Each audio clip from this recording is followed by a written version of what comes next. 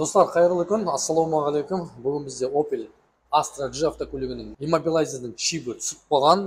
Astra'ның кілті осындай болады, ал мына кілттің ішінде чип болады. Осы чипті мына жерден түсіріп алған. Сондықтан біз жаңа чип жасап берген болатынбыз. Машинаны иммобилайзерін шешпей, көлік алыста болғандықтан біз тек иммобилайзерін әкелген болатын. Иммобилайзерін әкелгеннен кейін біз қазір статустан қарайық. Зажиганика сөніп тұр, чип мына жерге қоямыз. Мына жерде міне транспондер кей ештеңе көрмей тұр. Қазір бізде 0 вольт, зажигание ашамыз. Зажигание деген бізде мынау болады. Мына жерде 12 вольт болу керек.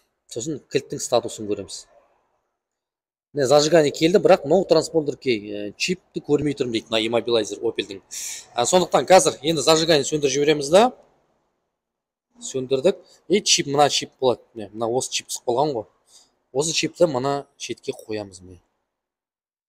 Ендігі мәселе зажиганиені қосып жібереміз. Ендіке қараймыз. 0 вольт чипті көрді ме, көрмеді ме? Міне транспондер кей чип номер 5 көріп тұрмын. Моторға рұқсат, форсункіге, катушкіге рұқсат бердім деген сөз. Міне осылай міне алыстан келген машиндерді нақты чип жасап беріп және тексеріп береміз. Осындай қылып, чтоб күмән болмасын деп клиентпен менің арамда. Сондықтан осындай проблемалар болып жатса хабарласыңдар. Проблеманың барын шешуге болады. Кілт жағынан, компьютер жағынан, прошивка жағынан барлығын жасап, электрика жөнінде де осылай істеп тексеріп бере аламыз солдың үстінде. Мінекей кілт жасалынды. Все.